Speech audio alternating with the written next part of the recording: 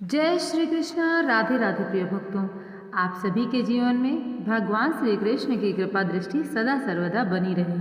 तो आज हम सुनने वाले हैं आषाढ़ मास की जो पूर्णिमा है उसकी व्रत कथा। तो पूर्ण श्रद्धा भाव के साथ में सुनिएगा।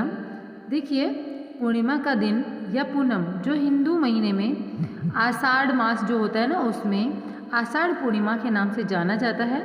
इस शुभ अवसर पर लोग भगवान विष्णु की पूजा करते हैं और भगवान विष्णु की इस पूजा को गोपदम व्रत भी कहते हैं। आषाढ़ पूर्णिमा को गुरु पूर्णिमा के रूप में भी मनाया जाता है, जब लोग अपने शिक्षकों या गुरुओं का आशीर्वाद लेते हैं। तो हम इस व्रत की कथा पहले सुनेंगे, उसके बाद में इसका महत्व और पूजा विधि जानेंगे।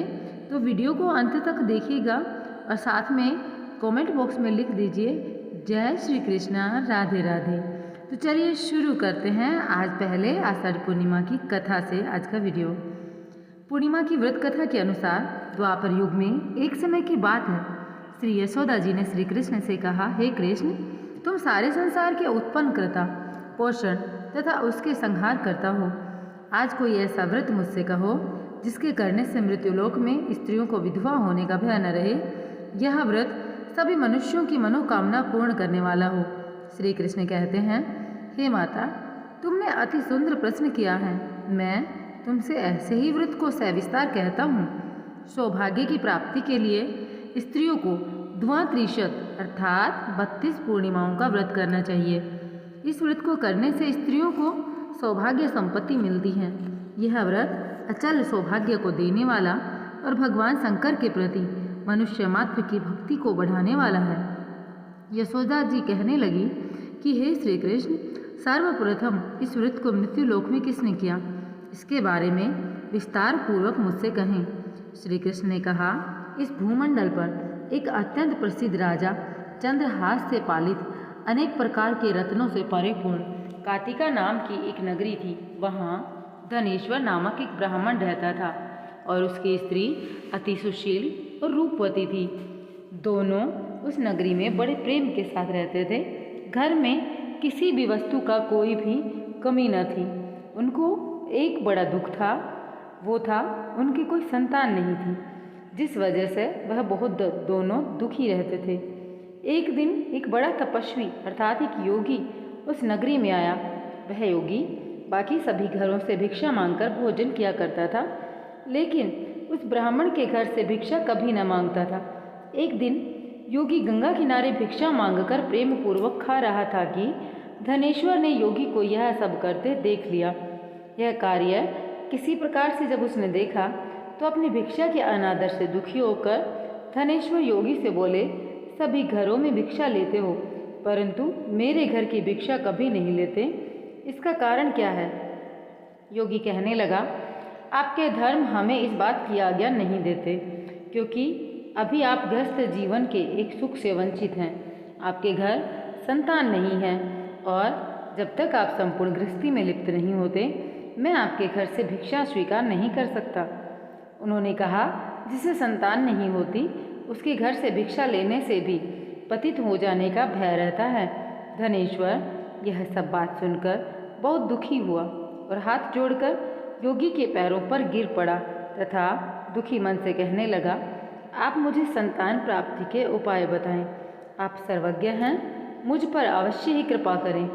धन की मेरे घर में कोई कमी नहीं, लेकिन मैं संतान न होने के कारण अत्यंत दुखी हूँ। आप मेरे इस दुख का हरण कीजिए। यह सुनकर योगी कहने लगा, तुम चंडी की आराधना करो। यह पहुँचकर उन्होंने यह सारी बात अपनी पत्नी को बताई और खुद वन में चले गए। वन में पहुंचकर उन्होंने चंडी की आराधना और उपवास किया। चंडी ने 16 दिन उनको सपने में दर्शन दिए और कहा कि हे धनेश्वर, जा, तेरे पुत्र होगा, लेकिन उसकी आयु सिर्फ 16 वर्ष होगी। सिर्फ 16 वर्ष की आयु में उसकी मृत्यु हो जाएगी। अगर तुम दोनों स्त्री और पुरुष 32 पूर्णमासियों का व्रत करते हो तो वह दीर्घायु हो जाएगा। जितनी तुम्हारा सामर्थ्य हो उतने आचे के दिए जलाकर शिव जी का पूजन करना, लेकिन याद रखना पूर्णमासी 32 ही होनी चाहिए। सुबह होते ही तुम्हें स्थान के पास एक आम का पेड़ दिखाई देगा। उस पर चढ़कर एक फल तोड़कर अपने घर चले जाना। अपनी स्त्री का इस बारे में जो भी है सारी जानकारी बताना। अपनी स्त्री को इस बारे में बताकर कहना, सुबह स्नान होने के बाद वह स्वच्छ होकर शंकर जी का ध्यान करके उस फल को खा ले। तब भगवान शंकर की कृपा से उसको गर्भ ठहर जाएगा। जब ब्राह्मण सुबह उठा तो उसे उस स्थान पर आम का पेड़ दिखाई दिया और वह उससे फल तोड़ने के लिए चढ़ पड़ा, लेकिन वह पेड़ पर चढ़ नहीं पा रहा था। यह देखकर उसे बड़ी चिंता हुई। उसने भगवान श्री गणेश जी की उपासना की और कहा, हे दयानिधे, अपने भक्तों के विघ्नों का नाश करने वाले, उनके मंगल कार्यों को करने वाले, दुष्ट का नाश करने वाले, रिद्धि सिद्धि देने वाले, आप मुझे इतना बल दें कि मैं अपनी मनोकामना पूर्ण कर सकूं। इसके बाद वह पेड़ से फल तोड़कर अपनी पत्नी के पास पहुंचा।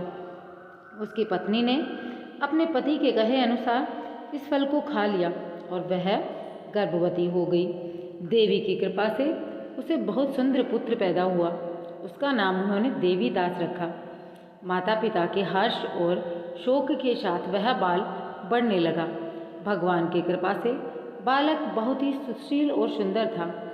दुर्गा जी की कथा अनुसार उसकी माता ने 32 पूर्णमासी का व्रत रखा, लेकिन जैसे ही 16वां वर्ष लगा, दोनों पति पत्नी बहुत दुखी हुए, कहीं उनके पुत्र की मृत्यु न हो जाए। उन्होंने सोचा कि अगर उनके सामने यह सब हुआ तो वह देख कैसे पाएंगे। तभी उन्होंने देवीदास के मामा को बुलाया और 1 वर्ष के लिए देवीदास को काशी में पढ़ने के लिए भेज दिया। 1 वर्ष के बाद उसे वापस लेकर आ जाना, ऐसा कहकर देवीदास के मामा को उन्होंने विदा किया। देवीदास अपने मामा के साथ एक घोड़े पर सवार होकर चल दिया। उसके मामा को भी यह बात पता नहीं थी। दोनों पति पत्नी से 32 पूर्णमासी का व्रत जो था वह पूरा करने में जुट चुके थे। दूसरी तरफ मामा और भांजा दोनों रात गुजारने के लिए रास्ते में एक गांव में रुके। उस दिन उस गांव में ब्राह्मण की कन्या का विवाह होने वाला था। जिस धर्मशाली में वर और बारात के बाकी लोग रखते थे, उसी धर्मशाला में देवीदास और उसके मामा ठहर गए। उधर कन्या को तेल आदि चढ़ने के बाद जब लगन का समय आया तो वर की तबीयत खराब हो गई। वर के पिता ने अपने परिवार वालों से विचार विमर्श करके कहा कि यह देवीदास मेरे पुत्र जैसा है, मैं इसके साथ लगन करा दूं, बाद में बाकी सारे काम मेरे बेटे के साथ पूरे हो जाएंगे। ऐसा कहने के बाद वर के पिता देवीदास को मांगने के लिए उसके मामा के पास गए और उन्हें सारी बात बताई।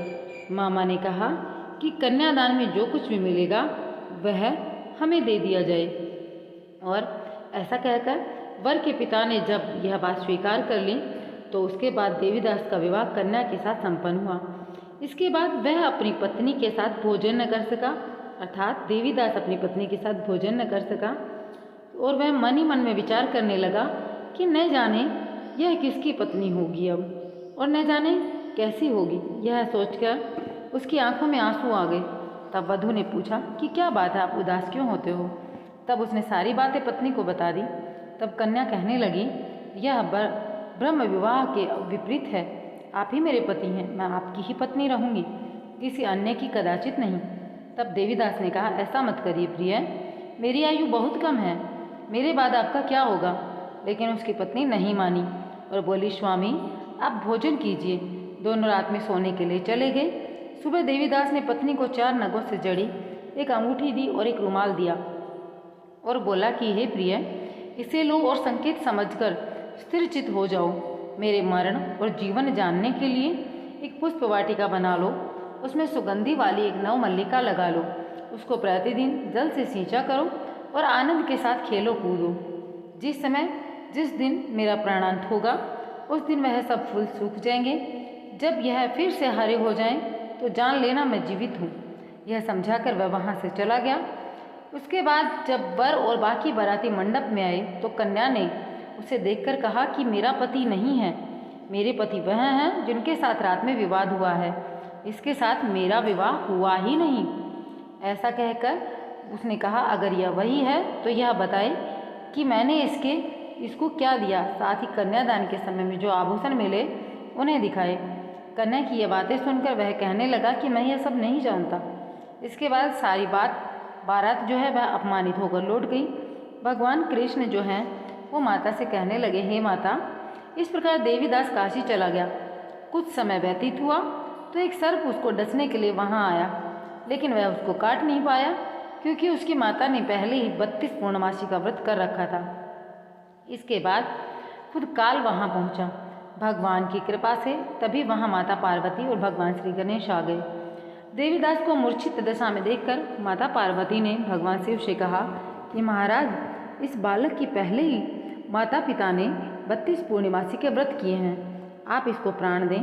भगवान शिव ने माता पार्वती के कहने पर उसे प्राण दिए। उधर उसकी पत्नी उसके काल की प्रतीक्षा कर रही थी। उसकी पत्नी ने जाकर देखा कि पुष्प और पुत्र दोनों ही नहीं हैं, तो उसको बहुत आश्चर्य हुआ। उसने देखा कि पुष्प वाटिका फिर से हरी हो गई। फिर वह समझ गई कि उसका पति जिंदा है। इसके बाद वह बहुत ही प्रसन्न होकर अपने पिता से कहने लगी कि मेरे पति जीवित हैं, उनको ढूंढिए। जब 16 वर्ष व्यतीत हुआ तो देवीदास भी अपने मामा के साथ काशी चल दिया। इधर उसकी पत्नी के परिवार वाले उसे ढूंढने के लिए जा ही रहे थे कि उन्होंने देखा कि देवीदास और उसका मामा उधर आ रहे हैं। उसको देखकर उनके ससुर बहुत प्रसन्न हुए और उसे अपने घर ले आए। वहाँ सारा वगैरह इकट्ठा हो गया और कन्या ने भी उसे पहचान लिया। देवीदास ने इसके बाद अपनी पत्नी और मामा को लेकर वहाँ से चला गया। उसके ससुर ने उसे बहुत ज़्यादा धन और दहेज दिया। इसके ससुर जो हैं उन्होंने बहुत दहेज देकर उसे विदा किया। और जब वह अपने घर की तरफ चल रहा था तो उसके माता पिता को लोगों ने खबर दी कि तुम्हारा पुत्र देवीदास अपनी पत्नी और मामा के साथ आ रहा है। ऐसा सुनकर उन्हें पहले तो विश्वास नहीं हुआ, लेकिन जब देवीदास आया, उसने अपने माता पिता के पैर छुए तो देवीदास के माता पिता ने उसका माथा चूमा और दोनों को अपने सीने से लगा लिया। दोनों के आने की खुशी में धनेश्वर ने बहुत सारी दान और दक्षिणा ब्राह्मणों को दी। श्री कृष्ण जी कहने लगे, इस प्रकार धनेश्वर को 32 पूर्णमासियों के व्रत के प्रभाव से संतान प्राप्त हुई। जो स्त्रियां इस व्रत को करती हैं वह जन्म जन्मांतरों तक वैधव्य का दुख नहीं भोगती और सदैव सौभाग्यवती रहती हैं। यह मेरा वचन है। यह व्रत संतान देने वाला और सभी मनोकामनाओं को पूर्ण करने वाला है। तो प्रिय भक्तों, यहाँ पर आपने पूर्णमासी के व्रत की कथा सुन ली है। अब इसके बाद में आपको क्या करना है, कमेंट बॉक्स में एक बार जय श्री कृष्णा राधे राधे जरूर लिख देना है। अब मैं आप लोगों को पूर्णमासी के व्रत से संबंधित कुछ ऐसी ज़रूरी जानकारी जो कि आपको पता होनी चाहिए वह बताने वाली हूँ। तो पूर्ण ध्यान भाव के साथ में सुनिएगा, एकदम एकाग्रचित मन के साथ में सुनिएगा। भगवान श्री कृष्ण आपके जीवन में कभी भी कोई कष्ट न लाएं, यही कामना हम करते हैं। वीडियो में आगे बढ़ने से पहले देखिए, महाभारत के सबसे महान ऋषि और लेखक महर्षि कृष्ण द्वैपायन व्यास या जिन्हें वेद व्यास के रूप में जाना जाता है का जन्म आषाढ़ शुक्ल पक्ष की पूर्णिमा के दिन हुआ था। इसलिए इस दिन को व्यास पूर्णिमा के नाम से भी जाना जाता है। बौद्ध संस्कृति में यह माना जाता है कि लगभग 2500 साल पहले इसी दिन भगवान बुद्ध ने सारनाथ में अपने पहले उपदेश का प्रचार किया था। आषाढ़ पूर्णिमा पर गोपदम व्रत करने का अनुष्ठान हिंदू ग्रंथों के अनुसार जो है आषाढ़ पूर्णिमा गोपदम व्रत का पालन करने से विशेष अनुष्ठान जो होते हैं वो इसी दिन किए जाते हैं। इस दिन आपको क्या करना है, सुबह जल्दी उठकर स्नान करना है, साफ कपड़े धारण करने हैं। पूरे दिन भगवान विष्णु की पूजा और ध्यान को अपने मन में समाकर रखना है या फिर उनके नाम का पाठ करना है। अधिक अगर आप चाहते हैं, आपके पास अधिक समय है भगवान की शरण में बिताने के लिए, तो आप सत्यनारायण भगवान की कथा का पाठ भी अवश्य करें। आपको बता दें कि आप ध्यान कर सकते हैं और ध्यान के दौरान गरुड़ पर विराजमान चतुर्भुज भगवान विष्णु के साथ उनकी पत्नी देवी लक्ष्मी का ध्यान करें। मिट्टी के दीपक या दिए, इत्र, फूल और फल, धूप इत्यादि भगवान श्रीहरि को समर्पित करें। भगवान विष्णु की प्रार्थना करने के बाद में भक्तों को ब्राह्मणों या जरूरतमंद लोगों को भोजन कराना चाहिए और अपनी सुविधा के अनुसार धर्मार्थ कार्य भी करने चाहिए।